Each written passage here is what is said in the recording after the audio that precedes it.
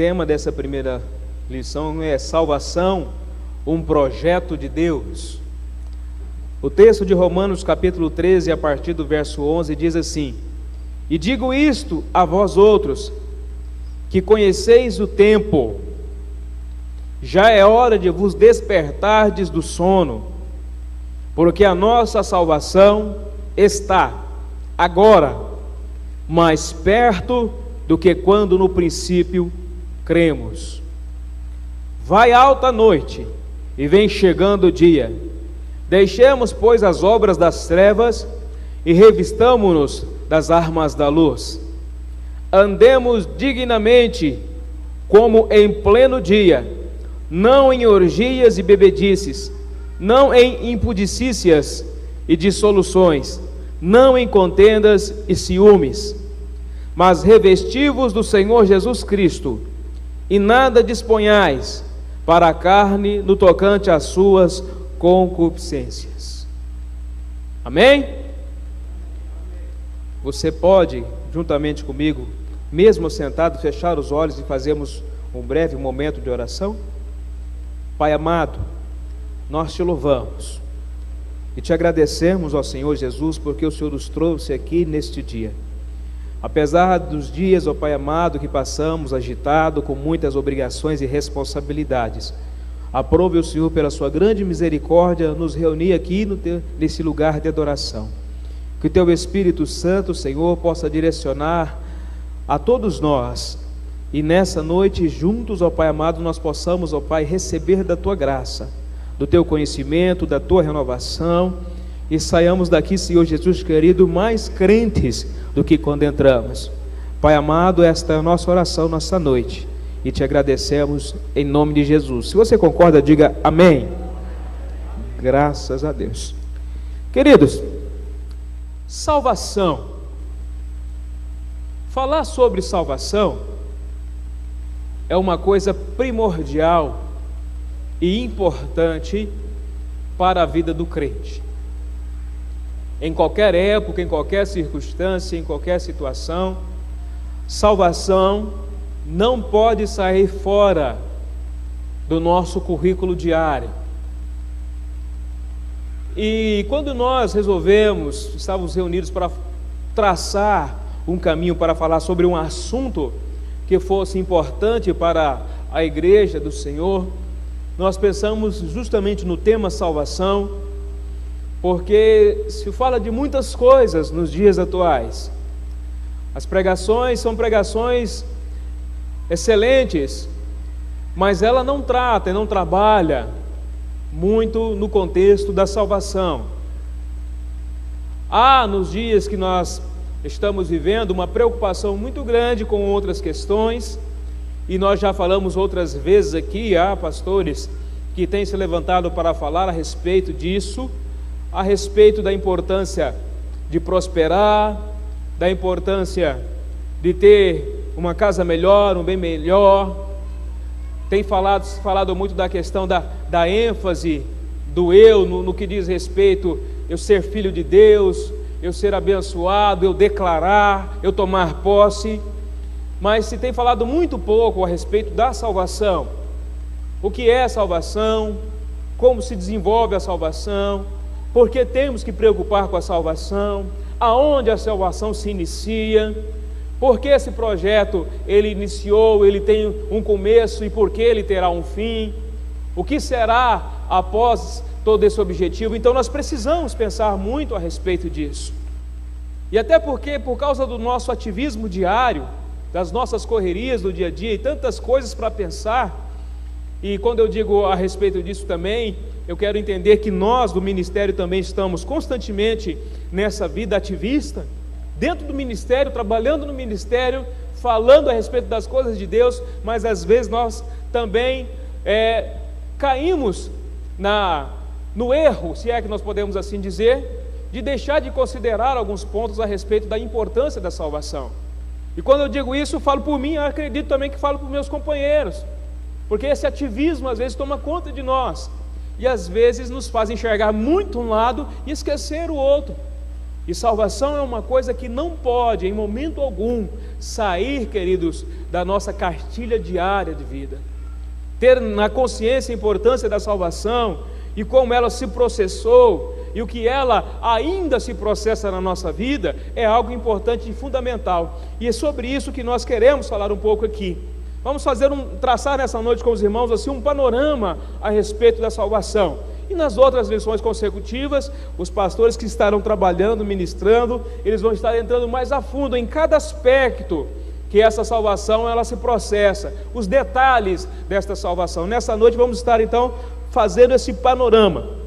Muito bem, nas considerações iniciais aí, se você for observar, uma primeira pergunta para nós entendermos a respeito do assunto: o que é salvação? O que é salvação?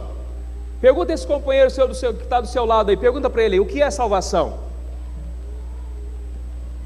Olha, diz aí, a salvação é o plano de Deus em favor da humanidade, onde a mesma tem a oportunidade de escapar do pecado e da morte eterna.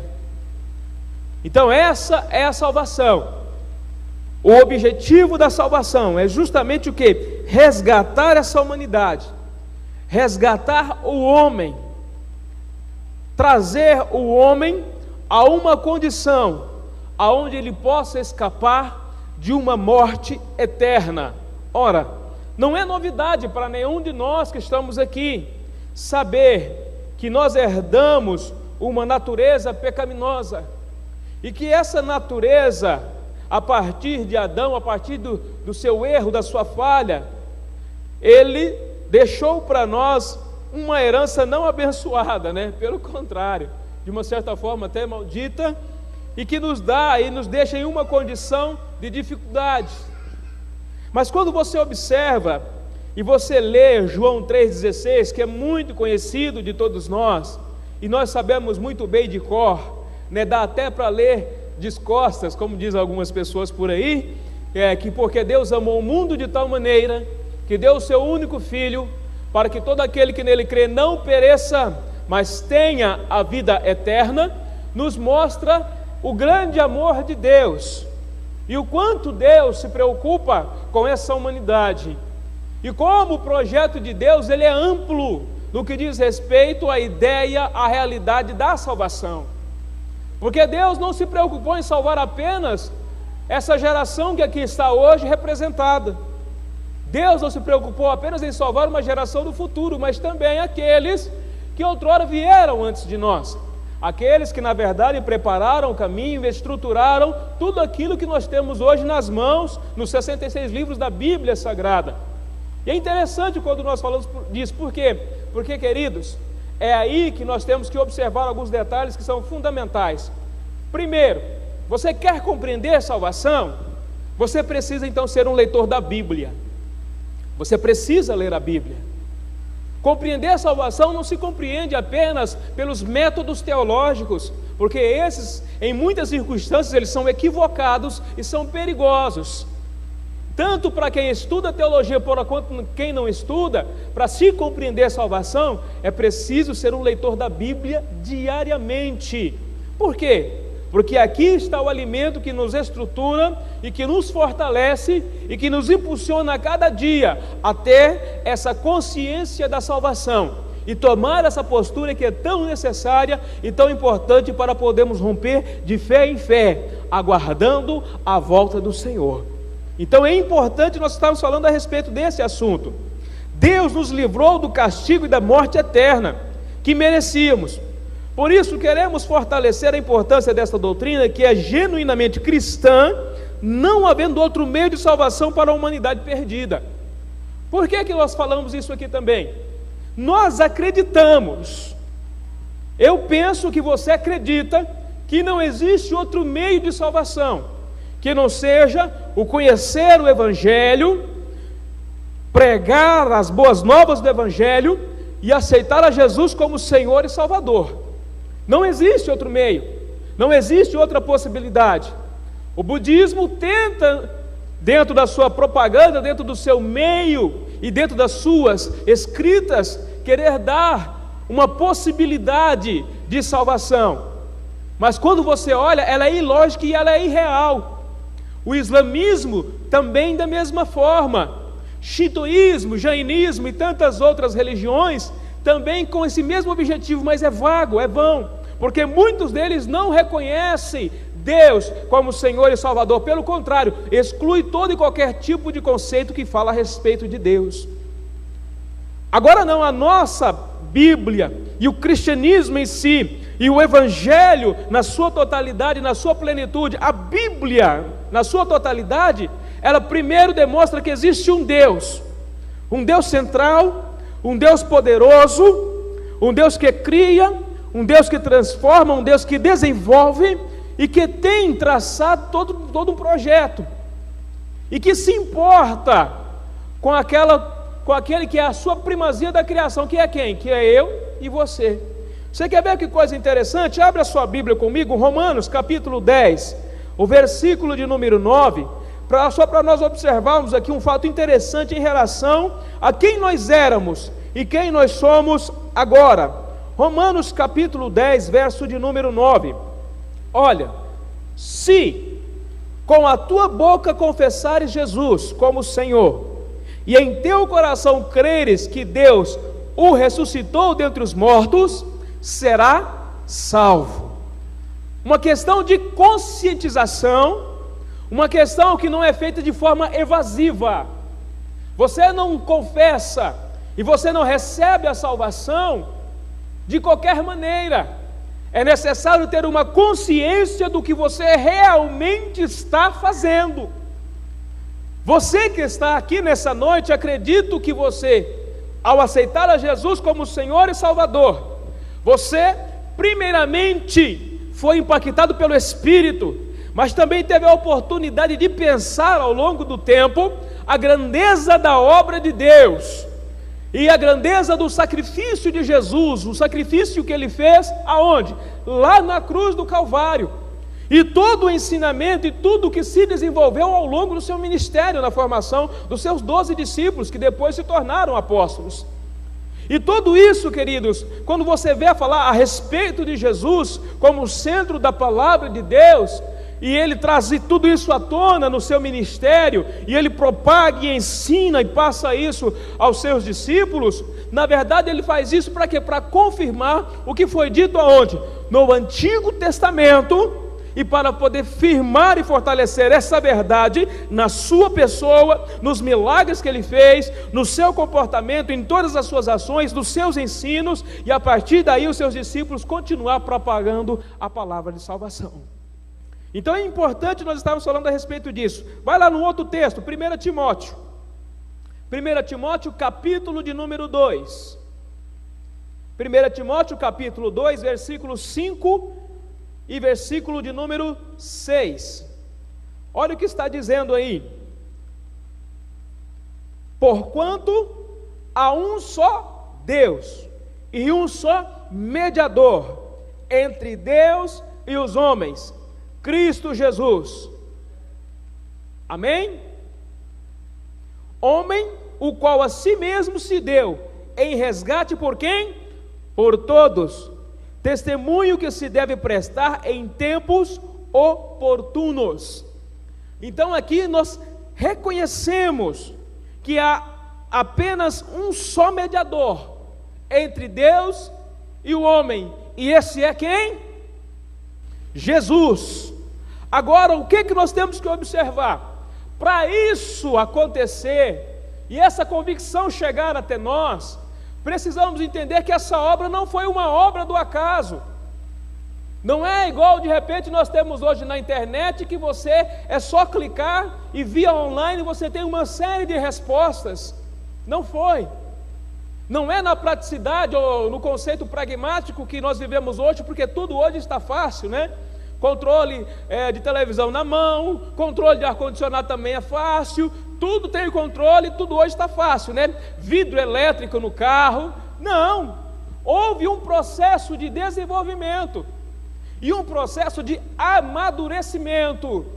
Quando você vê Paulo escrevendo aqui as suas cartas, quando você vê ele dando ênfase à salvação, quando você vê Jesus puxar para si a responsabilidade de ser o Messias, é porque antes disso tudo, houve um desencadeamento, um desenvolvimento histórico, para que toda essa verdade acontecesse, e o crente ele precisa estar cônscio desta verdade.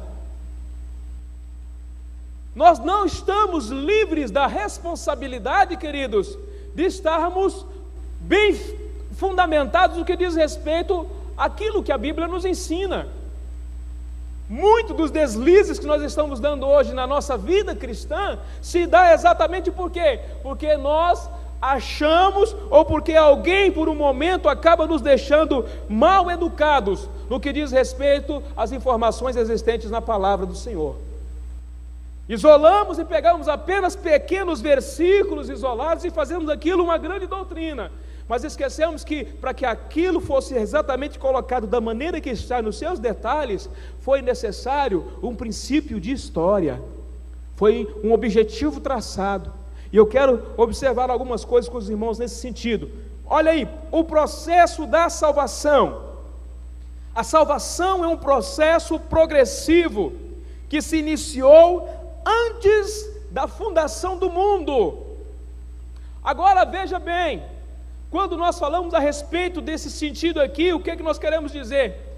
Que Deus, olha tanto que é lindo e maravilhoso Deus, na sua grandeza, na sua formosura, na sua excelsa sabedoria, na capacidade de Deus que não pode ser medida pelo homem, em uma outra dimensão, em um outro ambiente chamada eternidade.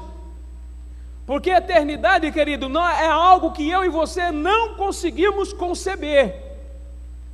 Não houve até hoje quem consiga detalhar ou falar a respeito do que é a eternidade.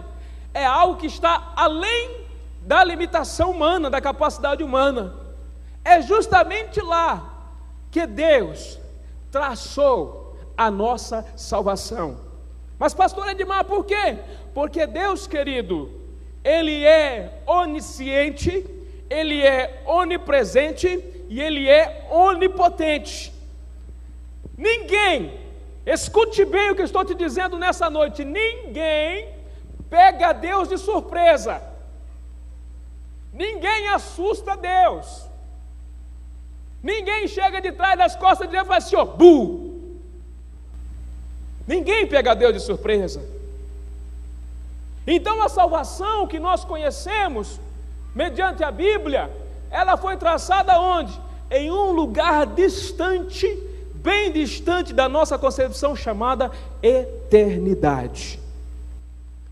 Deus, na sua essência e na sua capacidade, na qual nós não podemos medir e nem mencionar, foi de lá que Ele já traçou. Por quê? Porque Ele tem todas as coisas nas mãos. Enquanto eu e você estamos aqui, na condição que estamos aqui estudando, Ele já sabe tudo o que vai acontecer aqui. Como é que vai terminar esse culto? Como é que vai terminar essa palavra? Como isso vai chegar até o teu coração? Por quê? Porque Ele é Deus. Porque Ele é onisciente, porque Ele é onipresente. Ah, como você gostaria, eu tenho certeza que você gostaria disso, como eu também gostaria de poder prever o que vai acontecer até o final. Como eu gostaria de saber o que passa na sua mente e no seu coração, e o que você gostaria de saber também o que passa na minha mente e no meu coração. Mas isso, queridos, é algo que nós não podemos, isso é apenas exclusivo de Deus. Você quer ver uma coisa? Abra lá a sua Bíblia, Efésios capítulo 1, versículo de número 3. Se você achar mais rápido que eu aí, por favor, levante-se e lê, com a voz bem abençoada.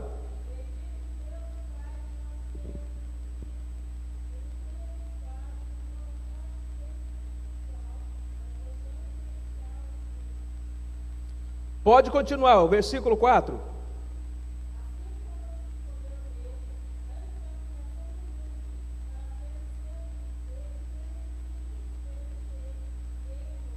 Está vendo? Olha só, que coisa interessantíssima. Ele Antes da fundação do mundo. Quando você lê na Bíblia, lá em Gênesis, falando lá, no princípio criou Deus os céus e a terra era sem forma e vazia. Antes disso, Ele já tinha traçado a salvação para a humanidade. Não cabe na minha mente, não cabe na sua mente. Dentro da lógica, não cabe, mas isso é Deus. Isso é Deus. Deus não se limita, queridos, à minha mente humana. Embora eu seja a primazia da criação de Deus, mas mesmo assim eu ainda sou bem menor do que Ele. E não existe outro que está acima dele. Um que tentou ser maior do que Ele, ousou ser maior do que Ele, foi a pique, Satanás. Esse Deus dessa grandeza, esse Deus maravilhoso, esse Deus dessa capacidade, Ele olhou para mim e para você e resolveu já traçar o projeto, porque Ele sabia que nós falharíamos. E Ele traça o projeto para quê? Para nos resgatar, para nos salvar. Você sabe por quê? Porque Ele te ama. Agora, por favor, se você é alegre porque Jesus te ama, dê um sorriso colgate a essa pessoa do seu lado e diga para ele assim: ó, Jesus te ama. Fala assim: antes de você vir à existência, diga para ele: antes de você vir à existência, Deus traçou um plano de salvação para você. Amém? Você está alegre por isso? Por isso você não pode esquecer da salvação. Por isso é importante você estar sempre consciente a respeito da salvação. E quando nós falamos nisso, queridos, nós temos que entender que quando Ele traça esse projeto, Ele tem o desejo que todo homem chegue ao pleno conhecimento da salvação, ao pleno conhecimento da verdade. E quem é a verdade? A verdade é Jesus. O próprio Jesus mesmo disse: conhecereis a verdade e a verdade vos libertará. Se verdadeiramente o Filho vos libertar, verdadeiramente sereis livres. Muitas pessoas estão em cadeias e em prisões por causa que ainda não conhecem verdadeiramente a Jesus, não têm experiência com Jesus, não vivem uma vida de oração com Jesus, não leem a palavra buscando entendimento sobre Jesus, não faz a obra conforme o direcionamento de Jesus. Aí, querido, vai perecer mesmo. É por isso que nós encontramos muitos crentes deficientes. É por isso que nós encontramos muito crente que está coxo, que está manco do olho e cego da mão. A Bíblia tem resposta. É por isso que muitos crentes estão sendo convertidos a outras religiões. Por quê? Porque não conhecem o seu manual. E acha na eloquência de muitas pessoas que estão pregando outros conceitos aí, bonito e maravilhoso, às vezes até chora e fala assim: ele está com a verdade, e deixa o Evangelho. E quando deixa o Evangelho, está passivo também de perder a salvação. Por quê? Porque deixou aquele que tem graça e tem poder para salvar. Nós precisamos acordar para isso. Como é que se processa essa salvação? Ela é processada no passado, ela é processada no presente e ela é processada no futuro. No passado, como é que nós vamos observar isso? Se você for ver aí na sua revistinha aí na mão aí, olha, no passado, observe bem, abra lá 1 Pedro, capítulo 1, versículo de número 3. Se você gosta de Bíblia, você deve estar alegre. Se você não gosta, você vai aprender hoje. 1 Pedro, capítulo de número 1, o versículo de número 3, quem achar primeiro pode ler, por favor.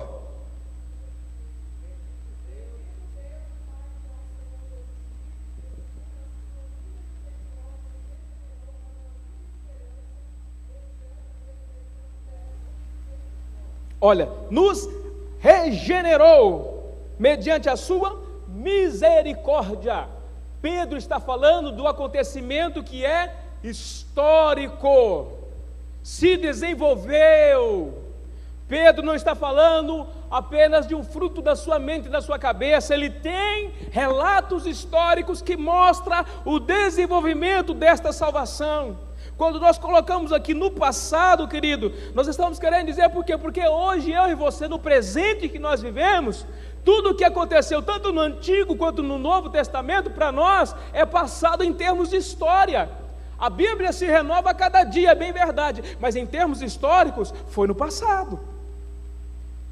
Um outro texto aí, olha lá o capítulo 1, versículo de número 18, leia alguém para mim, por favor. Capítulo 1 de 1 Pedro, versículo 18.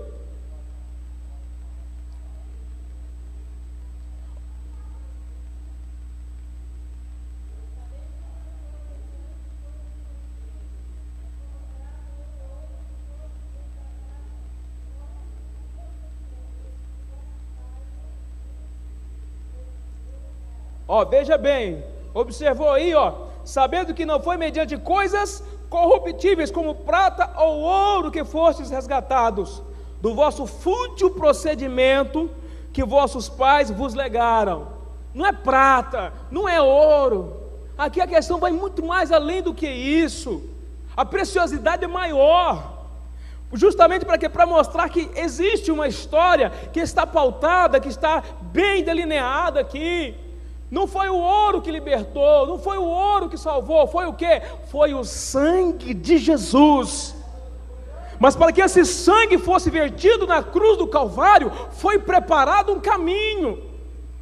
Muitos falaram a respeito disso, muitos se preparou a respeito disso.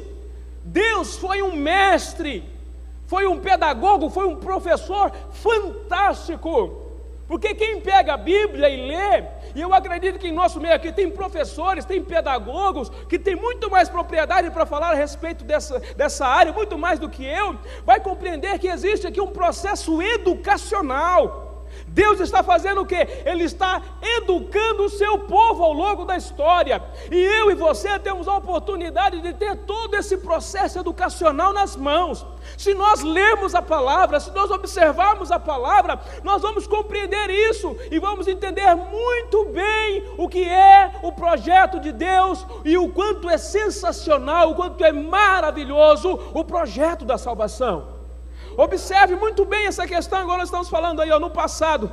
Em um ato de infinita misericórdia, Deus traça maravilhosamente a salvação por meio dos acontecimentos narrados na Bíblia, deixando claro o seu propósito em salvar o homem caído. Não me pergunte por que Deus quis te salvar.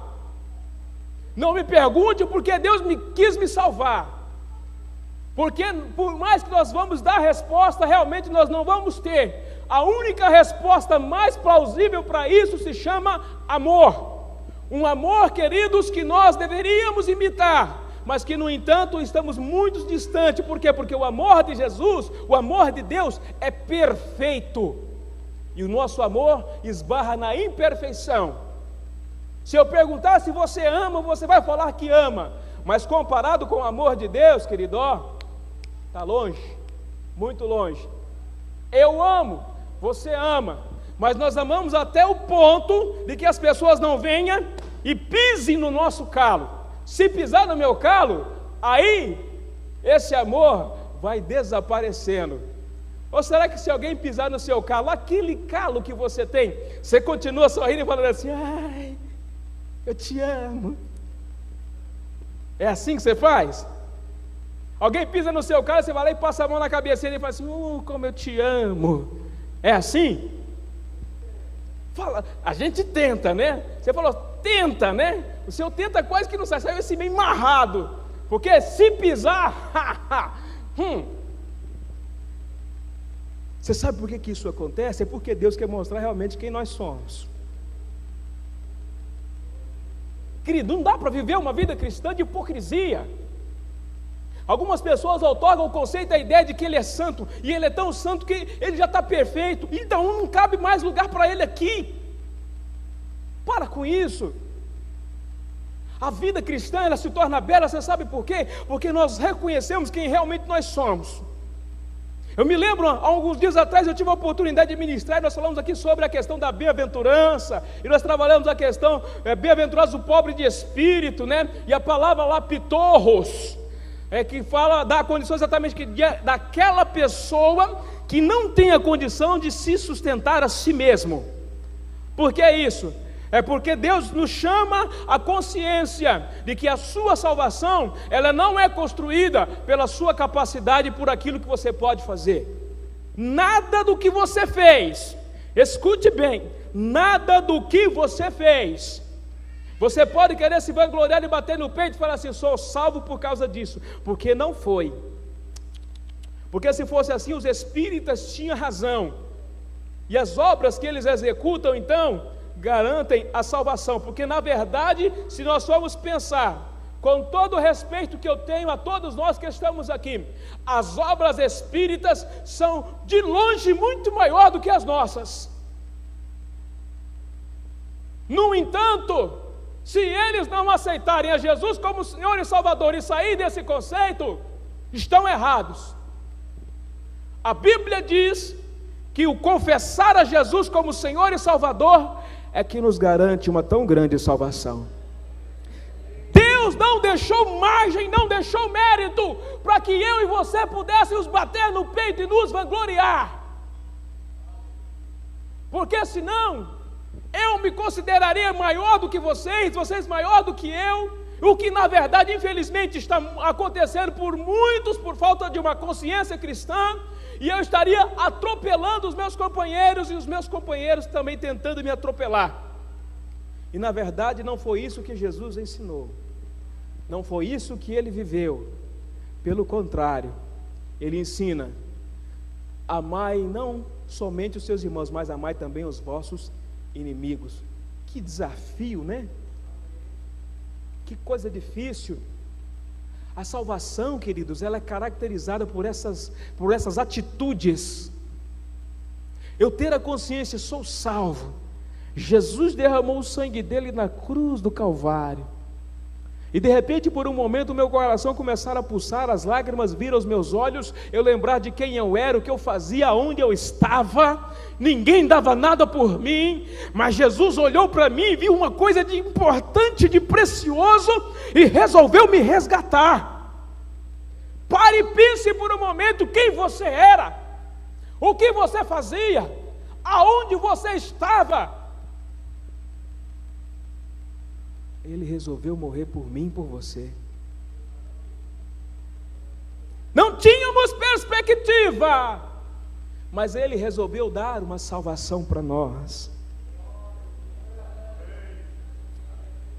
Não tínhamos motivo para nos alegrar, mas Ele deu motivo para nós nos alegrarmos. Olha, tanto que isso é uma coisa interessante. Em Gênesis, Ele providencia para nós a salvação. Adão peca, mas ele é tão fantástico, sensacional, que em seguida, Gênesis 3,15, ele providencia o meio da salvação. Ele abre um leque na história e começa a nos mostrar a questão da importância e da promessa da vitória sobre o pecado, quando vem o seu descendente que vai nascer da mulher. Ele desenvolve tudo isso, mas é claro, agora entenda uma coisa: enquanto Jesus trabalha, ou enquanto Deus trabalha no intuito da história de nos fortalecer uma tão grande salvação, você pode ficar certo de que Satanás do outro lado também está arquitetando e trabalhando, na limitação que ele tem, mas ele trabalha justamente na intenção de fazer com que nós percamos essa convicção, e ao longo da história ele trabalhou para que aqueles que também andaram com Deus perdessem essa convicção, ficassem cegos. Por isso é importante nós termos isso sempre ativo em nós. Nós vemos o ato da misericórdia também quando ele pega aquela família, a família de Noé. Naquele meio, queridos, é interessante, algumas pessoas falam assim: Noé era um homem justo, um homem bom. Pois é, dentro daquele contexto, daquela época, sim, ele era o melhorzinho, tá? Ele era o melhorzinho que tinha lá. Aí Deus pega e resgata a família. Por quê? Porque Deus tem compromisso com a família. Quando você vê em Adão, primeiramente, Deus tem compromisso com o casal. Deus tem compromisso com o esposo, Deus tem compromisso com a esposa, Deus quer salvar o esposo, Deus quer salvar a esposa, e a partir desse conceito da salvação entre o casal, Deus quer salvar a família. E deixa isso bem claro: eu quero salvar o casal, mas também eu quero salvar aqueles que serão frutos desse casal. Ele quer salvar a família. A história nos mostra muito bem isso. Aí você observa também o que? A providência de um cordeiro. Aqui mostra o ato substitutivo. Quando você vai observar, e você vai ver que quando Abraão tem o seu único filho, aquele que ele mais ama, para levar e ser sacrificado, no momento exato, quando ele está prestes a poder imolar o seu filho, aparece o que? Um cordeiro, tipificando o que? A salvação, uma providência de Deus, ou seja, para que o homem não perca a sua vida. Deus que providencia um cordeiro mudo, que vai justamente na sua inocência para ser morto no lugar de quem é pecador, de quem realmente errou. A história mostra isso para nós. E aí nós observamos esse ato substitutivo em Salmos. É tão interessante a poesia de Salmos. Salmo é tão bonito, né? Algumas pessoas têm aquele salmo que mais gosta, que prefere. Eu tenho o meu salmo que eu mais gosto, o Salmo 133. Eu gosto demais da conta. A minha primeira pregação que eu fiz dentro da homilética foi dentro do Salmo 133. Eu lembro até hoje. Sofri demais para poder fazer a organização homilética, Reginaldo. Mas como eu sofri, viu? Teve dia que eu falei assim: Jesus, tem misericórdia, não vou dar conta. Mas fiz, preguei, e enquanto pregava eu chorava. Por quê? Porque eu consegui absorver o que o Salmo exatamente dizia. Então o que acontece? O Salmo é poético, o Salmo é muito bonito, é fácil de se ler. E é justamente dentro dessa coletânea, desses 150 salmos, existe uma coleção chamada Salmos Messiânicos. Dentro desses salmos messiânicos está contido passagens que falam a respeito da vinda de um Messias. O que é o Messias? Messias é o Salvador. Messias é aquele que se levanta como um herói nacional. Para quê? Para libertar o povo, para dar salvação ao povo, para dar condição de vida e esperança para o povo. É claro que aqui, nos Salmos, a primeira ótica é uma ótica de uma salvação apenas física e terrena, e até em aspectos políticos. Aí você vai observar que é uma característica de quem? Dos salmistas, pela situação e o momento que eles vivem e pelo contexto histórico. Então, esse Messias vem para salvar. Quem é que poderia ser Messias? O Messias, ele teria que vir na figura de um profeta, de um rei ou de um sacerdote. Era apenas os 3 tipos de unção existentes no Antigo Testamento. Escute o que eu estou dizendo para você. Cuidado com algumas unções que você está vendo por aí, viu? Tem unção de tudo quanto é jeito. A Bíblia fala de unção, aqui no Antigo Testamento, apenas 3 tipos de unção: unção para rei, unção para profeta e unção para sacerdote. Tá? Preste atenção nisso. Então, quando eles falam a respeito desse Messias, esse Messias poderia vir nessa característica, nessa condição. E aí eles começam a descrever esse Messias como um ser pessoal, como uma pessoa na sua personalidade, nas suas características. O Messias como homem. Salmo 8, aliás, o versículo 4 ao 5. Dá uma olhada lá, por favor. Vai lá. Salmo 8, o versículo 4 ao 5.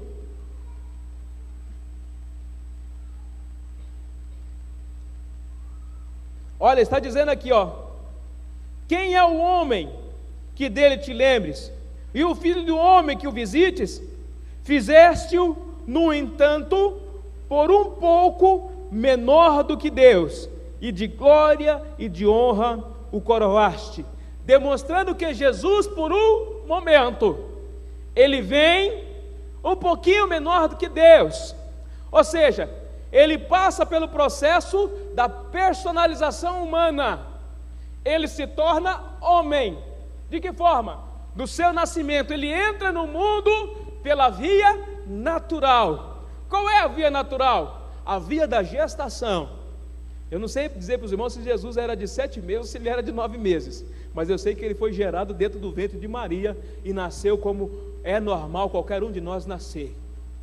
O Salmo já falava de um Messias que vinha e conhecia na sua totalidade, porque ele era uma pessoa, todas as características do homem, desde o seu nascimento.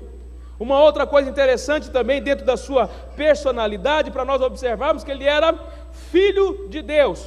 Salmo 2, versículo de número 7. Se você achar aí, lê para mim, por favor. Salmo 2, versículo de número 7. Bom, já que você não achou, direi: proclamarei o decreto do Senhor. Ele me disse: tu és meu filho, eu hoje te gerei. Talvez aqui, queridos, nem eles sabiam da importância do que eles estavam escrevendo, mas tudo isso está onde? Voltado para quem? Voltado para a vinda do Messias, e esse Messias era quem? Jesus, que nós conhecemos no Novo Testamento. Olha, ele é santo. Salmo 89, versículo 18 até o 19. Por favor, um dos obreiros aí, se achar, lê para nós, por favor. Salmo 89, versículo 18 ao 19.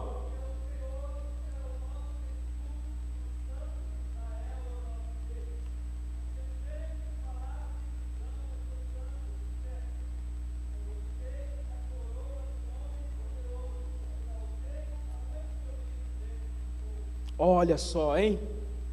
Olha só que coisa para você observar. Então ele é o quê?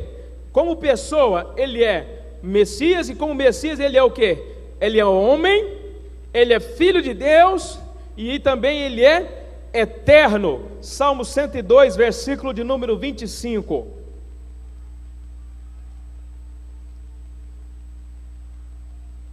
Estou escutando o barulho da Bíblia aí, esse é bom, hein? Salmo 102, versículo de número 25, olha lá, ó.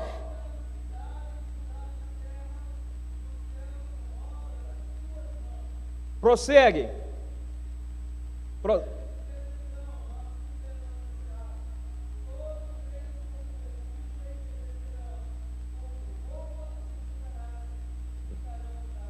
Tá vendo?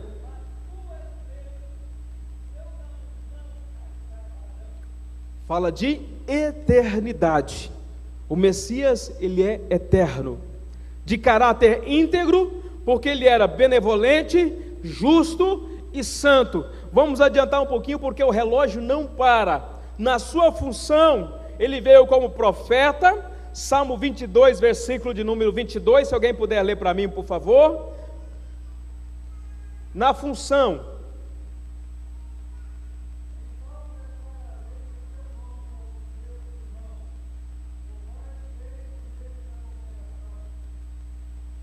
olha aí, Salmo 22, versículo 22, 40, versículo 9, Salmo 40, verso 9, até o 10, eu vou para vocês hoje para folhear a Bíblia aí, gente.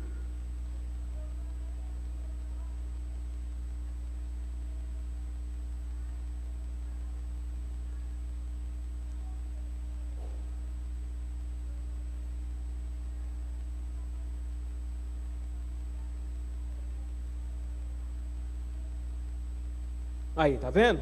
Quer dizer, ele proclamou, o profeta, o que é que ele faz? Ele fala daquilo que vem da parte de Deus, ele é instrumento de Deus. Então a sua função é essa, é profetizar. Profetizar, queridos, não é só falar em língua estranha, igual algumas pessoas fazem por aí, né? E falar uma série de línguas aí, e de repente balançar para lá e para cá, e começar a falar assim: eis meu servo que eu falo contigo. Não! A profecia, ela vem mediante também o quê? O anunciar da palavra. Não precisa muitas das vezes ter que enrolar a língua ou falar línguas estranhas para poder profetizar. E quando eu digo isso, eu não estou desclassificando a profecia, pelo contrário, eu sou pentecostal, falo em línguas estranhas, glória a Deus por isso, mas eu estou dizendo que a profecia, ela não está ligada apenas a isso. E nós precisamos entender, quando você ministra a palavra, quando você está decretando, falando para alguém a respeito da palavra de Deus, você também está proferindo uma palavra que vem de Deus, uma palavra de veracidade, você está sendo um instrumento de Deus. E Jesus mostra muito bem isso, porque todo o ministério de Jesus, ele trabalha pautado aonde? No Antigo Testamento, na palavra. Ele fala o que está escrito, a lei diz isso, os salmos dizem isso, os profetas disseram isso, é o que ele mais faz. E é isso que nós também precisamos fazer. Por quê? Porque está fundamentado na palavra, e é isso que nos fortalece no conceito da salvação. Então essa função como profeta, como sacerdote, como juiz e como rei, ele faz muito bem. Nos profetas nós vamos observar nos seus 17 livros, que são caracterizados o quê? A exortação, recheada de quê? De recomendação. É o que os profetas mais fazem. Olha, toma cuidado, volta para trás, abandona os ídolos, não vai para os altos, não sacrifique. Por quê? Porque quando os profetas fazem isso, é Deus mostrando para eles que Deus quer livrar, Deus quer salvar aquele povo. Agora eu vou dizer uma coisa para vocês, aquele povo era ruim, não era? Fala a verdade. O povo de Israel é um povo ruim, não é? Um povo de dura serviço, não é? É ou não é? O coraçãozinho duro, não é? Agora eu te pergunto, qual a diferença deles no passado para nós agora, no presente?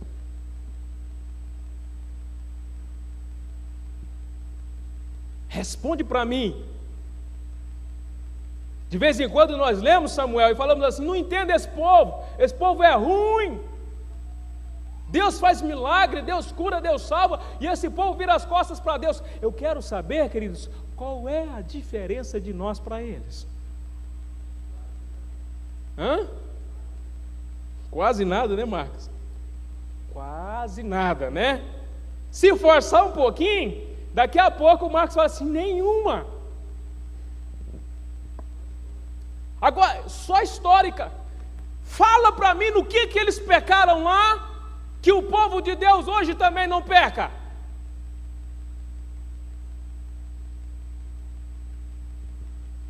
Fala para mim.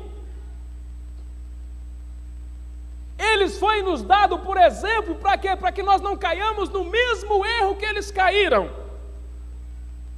E de vez em quando, querido, na verdade nós estamos cochilando e cocheando, sendo atraídos por aquilo que Canaã está a oferecer. Somos seduzidos.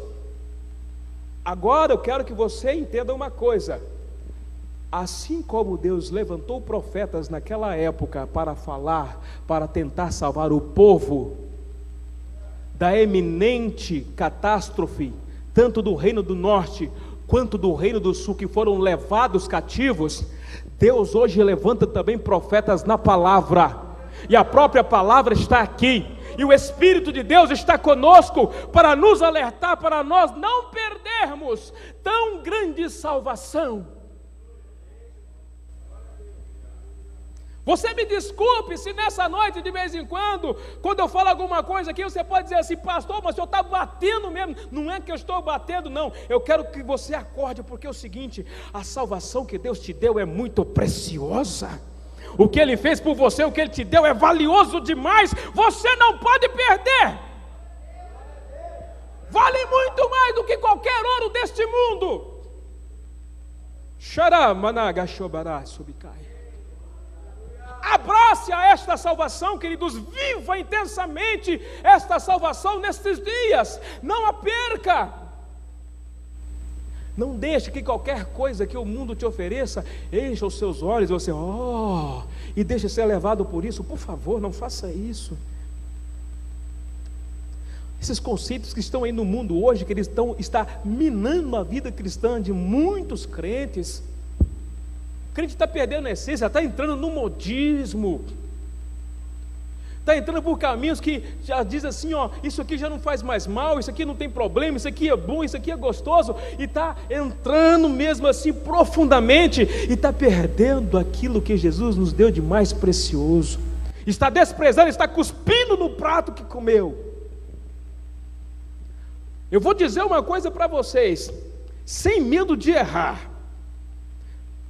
A circunstância e a situação que às vezes nós passamos, algumas dificuldades que nós passamos, ela se torna mais difícil de vencer, porque nós perdemos um pouco a visão da maravilhosa salvação que nos foi dada mediante o sacrifício de Cristo Jesus. A valorização dessa salvação não tem sido mais demonstrada quando nós nos reunimos aqui para ceiar. Algumas pessoas vêm para ceiar, participam da ceia, come o pão, toma o cálice do suco de uva, mas não está nem um pouquinho ligado no memorial do sacrifício que Jesus fez na cruz do Calvário. Não está lembrando na cruz de espinho colocado na sua cabeça, não está lembrando dos pregos cravados nos seus pés e nas suas mãos, não está lembrado que ele suou gotas de sangue, não está lembrado que ele é o Cordeiro de Deus que veio para tirar o pecado do mundo. Está apenas cumprindo um mero formalismo, um mero ritual, está perdendo a essência da salvação. Vou te lançar uma pergunta nesta noite: se Jesus voltar hoje, você sobe no arrebatamento?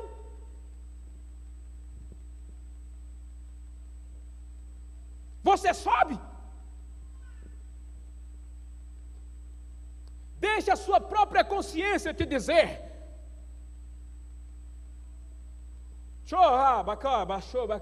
Não vim aqui para brincar de ser crente, não vim aqui para fazer média, eu vim aqui para falar daquilo que a palavra diz.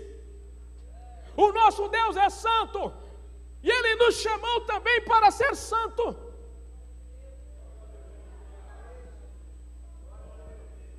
Eu não vim aqui trazer apenas uma retórica, uma eloquência para ministrar para vocês e ter as palmas de vocês, não, meus queridos. Eu vim aqui para falar aquilo que Jesus colocou no meu coração, e o que Ele tem dito é: zele da sua salvação, porque ela custou preço de sangue. Não cuspa no prato que você come.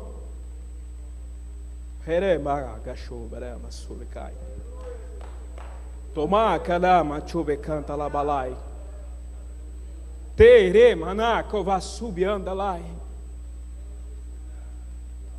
A salvação que Deus te deu vem recheada, e você tem desprezado aquilo que Deus tem colocado na tua mão. Escute bem o que eu estou dizendo. Você sabe que eu estou falando com você.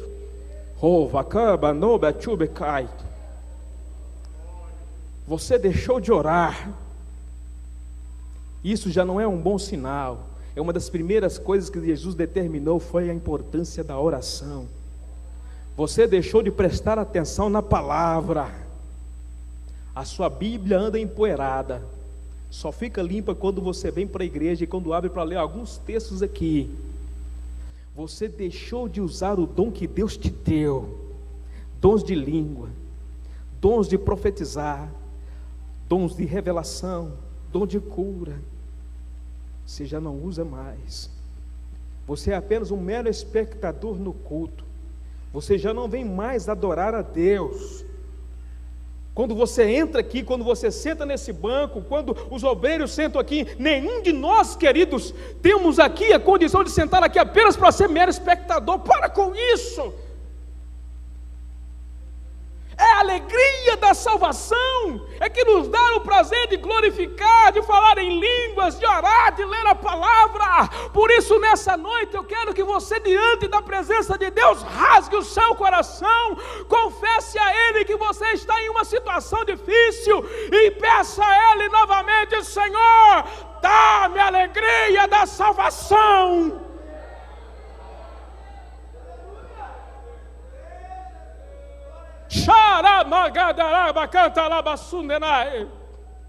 Deus, Deus, Deus, dá-me a alegria da salvação. Se for preciso, chore. Se for preciso, grite. Se for preciso, esperneie. Mas não saia daqui nessa noite sem pedir a Deus e sem receber de novo a alegria da salvação. Rabacanturaba sondarabacova, ripalabaxeria na cantaramanai, tova sube que banai, Porque, queridos, nós sabemos muito bem que não existe vários termos, é apenas dois. É aquele que está salvo é que vai herdar a vida eterna, e aquele que não está salvo vai herdar a perdição eterna. Não existe meio termo, não dá para levar entre dois caminhos, não dá para cochear entre dois pensamentos. Ou eu sou salvo e tomo postura de salvo e vou andar como salvo, ou eu estou no sal, ou eu estou perdido e vou parar no inferno. Papuf, não tem jeito. Aí duas coisas podem acontecer depois que nós terminarmos esse culto. Ou você vai para casa e vai pedir a Deus para me dar graça, para continuar falando a verdade, ou você fala: Jesus, queima aquele neguinho.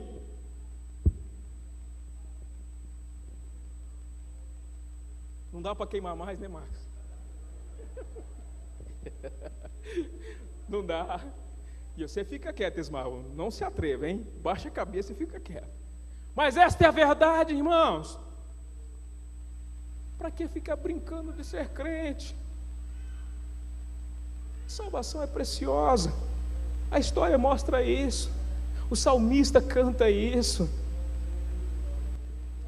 O povo de Israel só entendeu a riqueza da salvação só depois que saiu do cativeiro. Aí eles vêm voltando, vêm cantando, mas mesmo assim ainda vem cheio de defeito. Esdras tem que estabelecer uma organização, Neemias tem que ajudar o povo a reparar o muro. Queridos, nós temos que saber que nós somos assim, e se deixar por você mesmo, bau, não é pela nossa força, porque nós somos limitados. Você quer ver que coisa interessante, o tanto que é bonito? Olha só.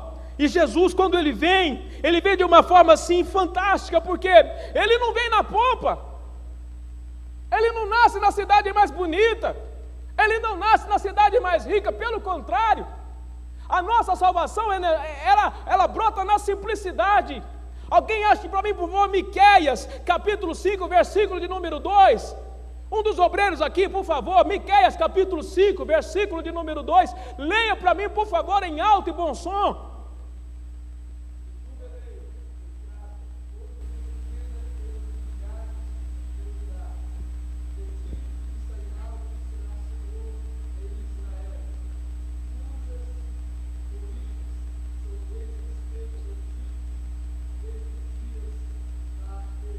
Olha aí, Belém, Efrata, lá, a menorzinha, sem menos expressão. É de lá que nasce o Salvador, porque ele mostra justamente que não tem essa questão de pompa não, queridos.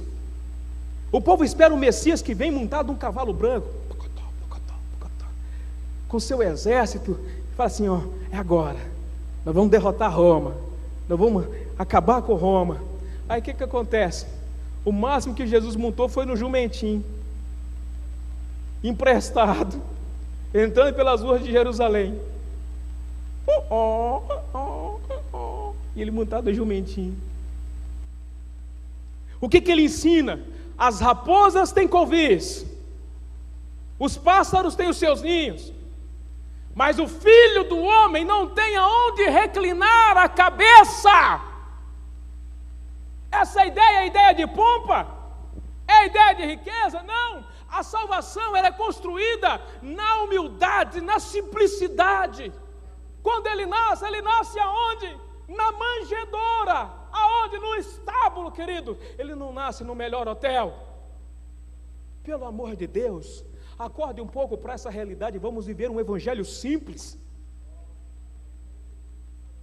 O problema está aí também. Nós temos isso, tanto um evangelho tão chique, tão cheio de pompa, que nós esquecemos da simplicidade do evangelho. Nós que pregamos a palavra, e você sabe muito bem disso, vocês que estão aqui que ministram, que de vez em quando nós queremos ministrar uma palavra àqueles que nos ouvem, daquela de arrebentar a boca do balão, daquela que o povo bate palma e pula. Mas, queridos, na verdade, se nós falarmos o evangelho simples, na verdade, se eu abrir a Bíblia e apenas ler com temor e tremor, Deus faz uma obra muito maior do que se eu pregar uma mensagem muito eloquente. Precisamos voltar às origens da simplicidade, porque é na simplicidade que está a salvação. É na simplicidade que está a salvação. Agora, por favor, olha para o seu irmão que está do seu lado, dê um sorriso colgate para ele e diga assim: ó, seja simples. Não dá um sorriso amarelo para ele, não, um sorriso colgate, assim, seja simples. Glória a Deus. Nos evangelhos vemos a realização da vontade de Deus, que era de prover um Salvador para a humanidade. Jesus Cristo, o Salvador prometido, pois todas as características descritas a respeito do Messias se personificam e tiveram cumprimento cabal na sua vida e na sua obra. Fique de pé em nome de Jesus.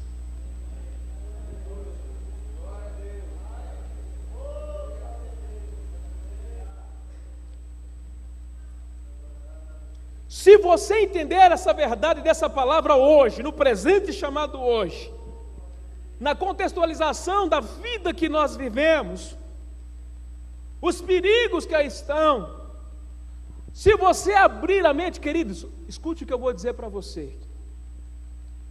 Jesus vai voltar. Eu já fui questionado a respeito disso, até mesmo por crente. Será que Jesus vai voltar mesmo? Olha lá, Jesus vai voltar. Porque se Jesus não voltar, do que está valendo você fazer as renúncias que você está tendo? Jesus vai voltar. Terremotos, igual nós estamos vendo no Japão. Ameaças nucleares, igual nós estamos vendo por parte da Rússia e de outros países aí. Mortes que estão acontecendo.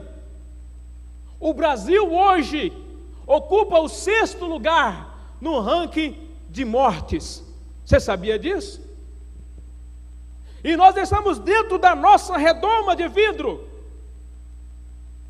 blindados, achando que nada disso nos afeta. Engano seu. Daqui a pouco Jesus volta. E se ele perguntar: o que tens para me oferecer? Cadê? Vou até mais longe um pouquinho. E se ele volta, e de repente você, descrente da sua salvação, levando de qualquer maneira, ele vem e arrebata a tua igreja, e você fica. Desperta, ó tu que dormes, e Cristo te levantará. Levanta comigo a tua mão direita para o céu.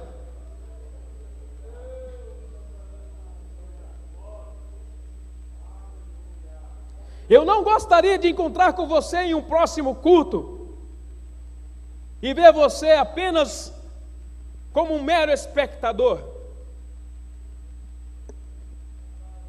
Eu quero conseguir ver mais e mais a alegria da salvação estampada na sua face e no seu rosto.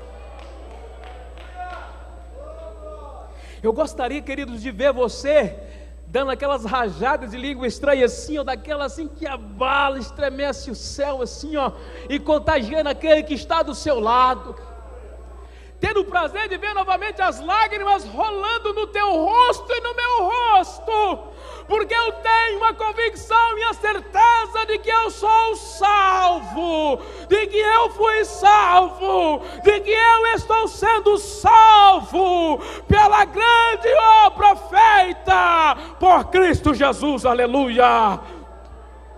Xarabacantarabacantarabacantarabacantarabalai Ripalabaxarabacova.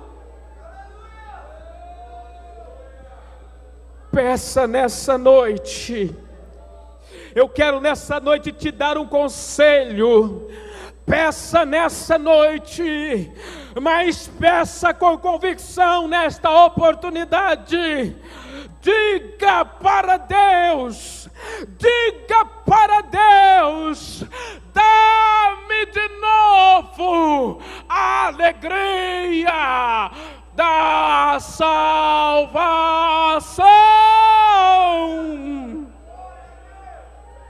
Chorabacalabacantalabalai, Churabanabacalabacantalabalai. Não saia daqui nessa noite sem pedir a Ele: renova em mim, ó Deus, a alegria da salvação.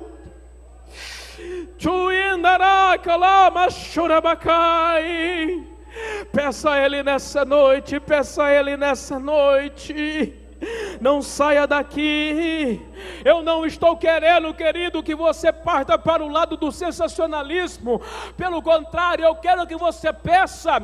Talvez você não vai gritar, não vai pular. Para mim não tem problema. Mas eu quero entender que você quer sair daqui, que você vai clamar e pedir: Senhor, dá-me de novo a alegria da salvação. Deus, Pai maravilhoso, nós te louvamos nesta noite, nós te engrandecemos, ó meu Senhor, e mediante a tua palavra, que revela a salvação, Pai amado, para nós, mediante as revelações, mediante a história, mediante a vida, mediante o ministério, os ensinos, a morte, a ressurreição de Jesus, mediante a doação do Espírito que Ele nos deu, nos dizem que nós estamos vivendo, Pai, são dias difíceis, tribulosos, Pai amado, onde o mundo insiste em querer nos seduzir, mas nós estamos aqui nessa noite falando de salvação, a salvação que o Senhor nos deu, a salvação que pagou, Pai amado, foi paga com preço de sangue, a salvação dada por Jesus, a salvação que o Senhor projetou para nós, Pai querido, nessa noite, dá-nos, ó Deus, novamente a alegria da salvação, e essa alegria da salvação, ela possa se evidenciar, Pai amado, em línguas estranhas, a evidência da salvação possa evidenciar no desejo pela oração, a evidência da salvação possa evidenciar-se em lágrimas, a evidência da salvação possa se evidenciar na alegria, na convicção, no desejo pelo arrebatamento, no desejo de ganhar almas, em nome de Jesus, em nome de Jesus, em nome de Jesus. Pai amado, nós pedimos, ó Pai amado, processe nessa noite a alegria da salvação na vida dos teus filhos, em nome de Jesus, aleluia. Caminho dos céus, eu era cego e desprezível, pecador, mas Jesus já transformou minhas trevas. Cante com alegria. Quando Ele estendeu a sua mão para mim. Todos cantando. Quando Jesus estendeu a sua mão, quando Ele estendeu a sua mão para mim,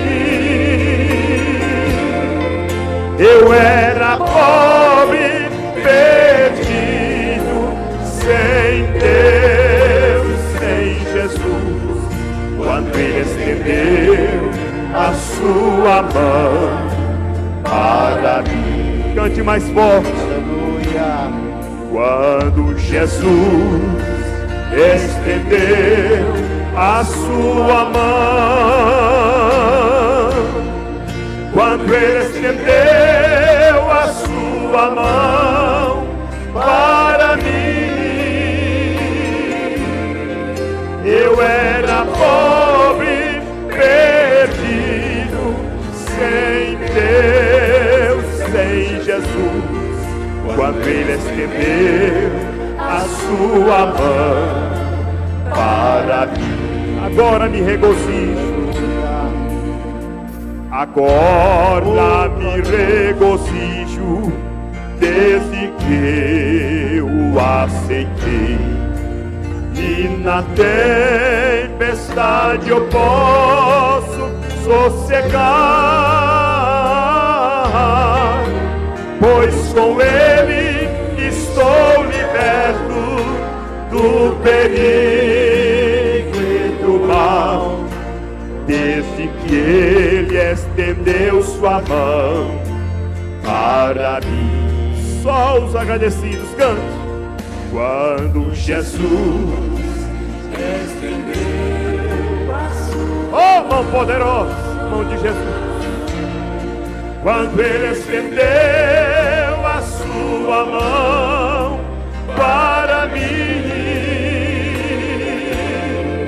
eu era pobre, perdido,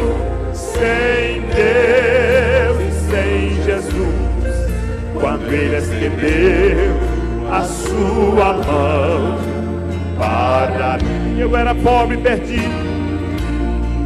Eu era pobre, perdido, sem Deus e sem Jesus, quando Ele estendeu a sua mão para mim.